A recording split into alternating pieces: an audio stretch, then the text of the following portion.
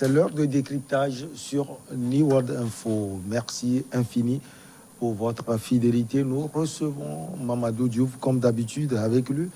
Nous allons parler du Sénégal, un conseil national de la consommation sur la situation des prix des produits de base. Bonjour Mamadou Diouf, vous allez bien? Bonjour Michel, je vais très bien. Alors, un conseil national de la consommation s'est ouvert ce mardi matin au Centre international du commerce extérieur du Sénégal sous la présidence du ministre du Commerce et des petites et moyennes entreprises, Aminata Assomé Diata. Mamadou, quel est l'objectif de tout ça? En fait, le Conseil national veut apporter une réponse à une inquiétude des populations sénégalaises liée à une augmentation des prix depuis pratiquement 3 mois. Et depuis 3 mois, l'augmentation ne cesse de se poursuivre et tous les produits sont touchés, les denrées de première nécessité, le matériel de construction, etc. Les Sénégalais ont commencé à crier le ras-le-bol. Il y a même des hashtags qui ont été créés pour dire que ça suffit, on ne peut pas continuer à supporter cette hausse des prix. Il était normal que le ministère chargé du commerce organise des assises pour expliquer, pour dire également quelles mesures vont être prises pour que cette hausse puisse s'arrêter, parce que le portefeuille des Sénégalais commence à ne plus pouvoir supporter les prix qui sont sur le marché. Alors, des membres des associations consuméristes, des commerçants ainsi que des techniciens des ministères ont pris part à cette rencontre.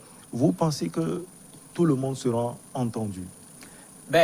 Tout le monde sera entendu, c'est difficile parce qu'il ne faut pas qu'on oublie qu'on est dans le domaine du commerce. Un espace qui, par nature, est plutôt un espace libéral. C'est le premier problème. Donc, l'État n'a pas à décider de tous les prix. De façon générale, dans nos pays, il y a quelques prix de denrées qu'on considère comme étant des denrées ayant une certaine importance où les prix sont homologués par l'État et malgré l'homologation, souvent les commerçants ne respectent pas. À plus forte raison, d'autres produits qui ne sont pas homologués où l'État n'a pas obligation à fixer les prix. Donc c'est pourquoi tout le monde a été rassemblé. Les défenseurs des consommateurs, puisqu'ils ont crié sur tous les toits que les consommateurs n'en peuvent plus avec les prix qui sont sur le marché. Les commerçants eux-mêmes, les industriels, c'est-à-dire les producteurs pour ce qui est des produits qui proviennent du Sénégal, alors que malheureusement, le Sénégal est comme une bonne partie des pays africains. Notre économie est extravertie. Une bonne partie de ce que nous consommons provient de l'extérieur. Qu'est-ce que le ministre du Commerce du Sénégal peut faire sur le marché international pour baisser les prix? Si le problème se trouve au niveau du marché international, ça va être extrêmement compliqué. Cette hausse des prix de denrées de première nécessité, on peut dire que Covid-19 est aussi passé par là?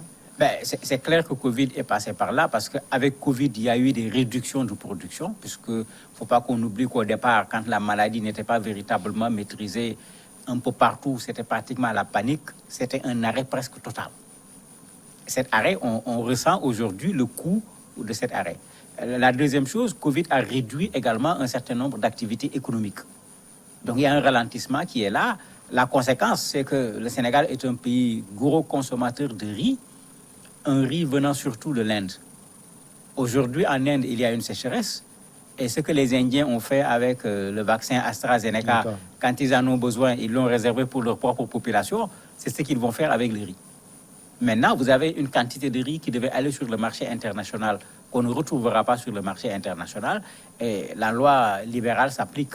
La loi de la demande et de l'offre. Les prix du riz sur le marché international sont en train d'augmenter. Et bien sûr, cette augmentation, le Sénégal va le subir parce que ça ne vient pas de l'intérieur du territoire sénégalais. Donc, Covid a sa part dedans, c'est très clair. Covid a sa part également d'une deuxième façon. Nos États ont souffert de Covid sur le plan financier. Tous les spécialistes avaient dit la première réaction de nos États, ça sera de créer des taxes pour essayer de récupérer cet argent que Covid les a obligés de dépenser, alors que cela n'avait pas été prévu dans aucun budget.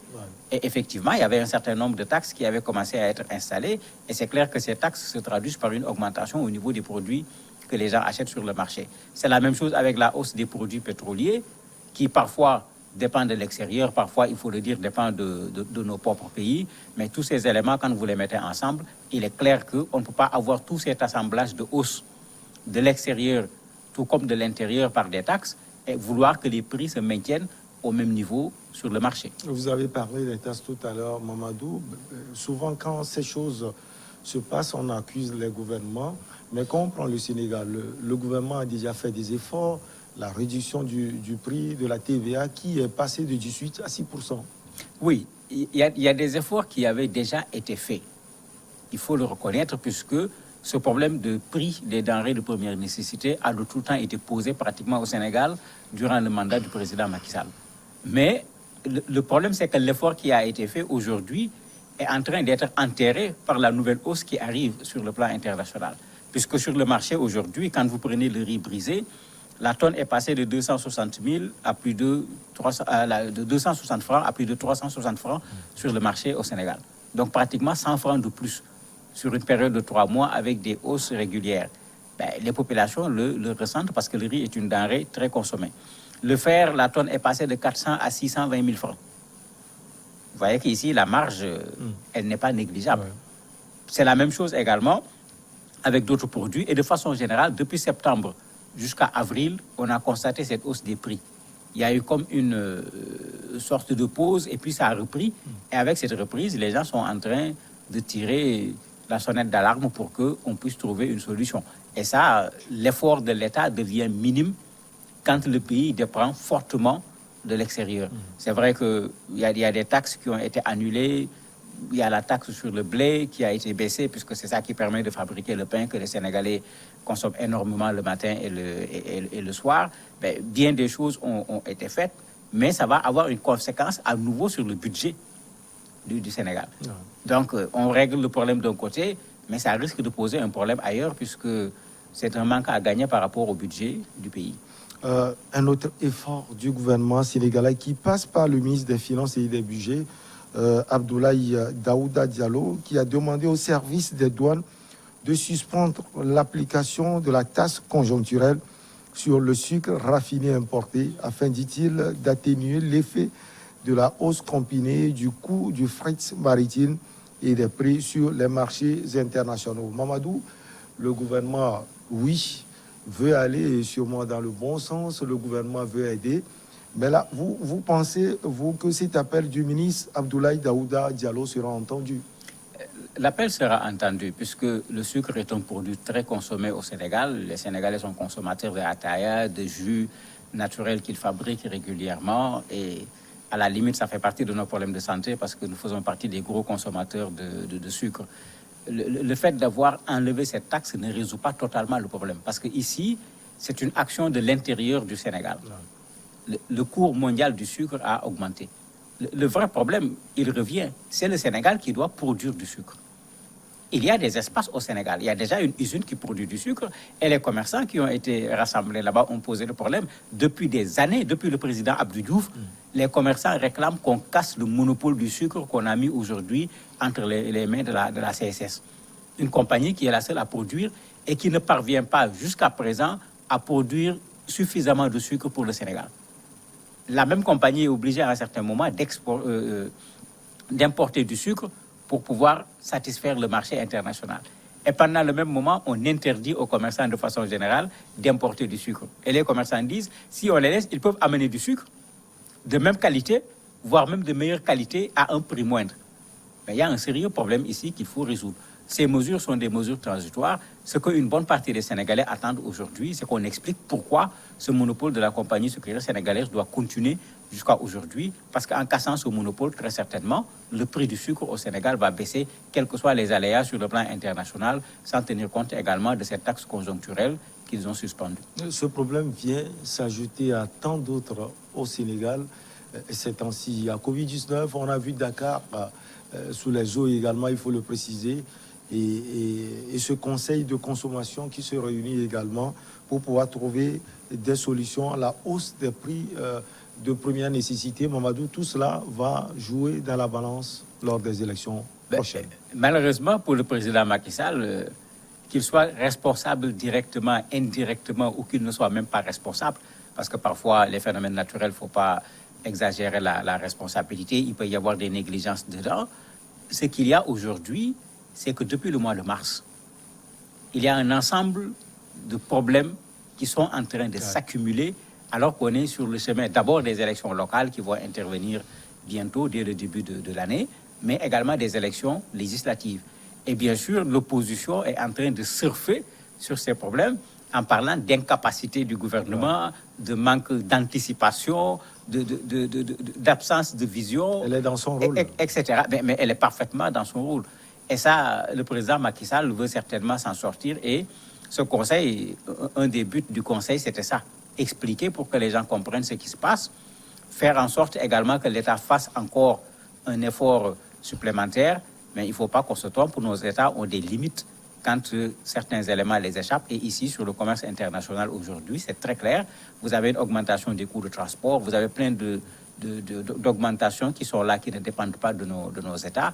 Le vrai problème, c'est qu'il faut que nos États travaillent à ce qu'il y ait une autosuffisance alimentaire dans nos pays, sur tous les produits que nous sommes capables de produire dans nos pays.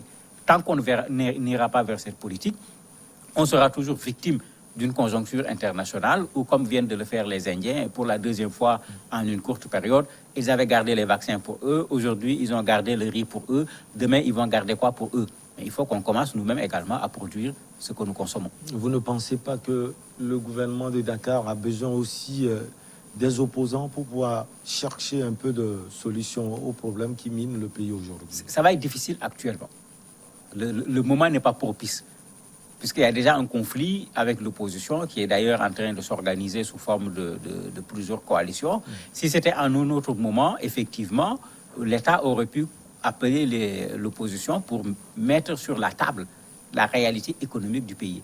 Mais l'opposition n'ira très certainement pas à une telle table, parce qu'aller à une telle table, c'est faire l'affaire du gouvernement. Ouais. C'est pourquoi, au niveau de ce conseil, c'est plutôt les acteurs de ce secteur économique, du commerce, de l'industrie, etc., qui ont été associés.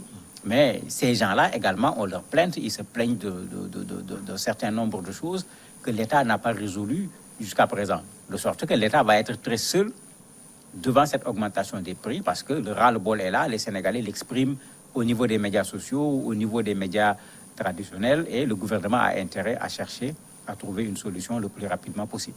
Selon vous, dans tout ce contention de faits qui arrivent malheureusement et qui est contre le gouvernement en place, quel aspect l'opposition peut saisir pour gêner le pouvoir en place? Mais la hausse des prix sera le plus rapide, hein, parce que le Sénégalais lambda et le citoyen lambda, ce n'est pas valable chez le Sénégalais. Nous sommes tous sensibles à notre portefeuille. Quand on touche à ce portefeuille, on va vers l'ouverture des classes qui déjà est souvent un problème. Si en même temps que l'ouverture des classes, vous avez une augmentation d'un certain nombre de denrées, vous imaginez ce que ça va faire. Alors que l'ouverture des classes se fera malheureusement avec Covid une nouvelle fois, parce que ce n'est pas dans un mois qu'on risque de finir avec cette maladie, plus toutes les contraintes que Covid amène par rapport aux écoles.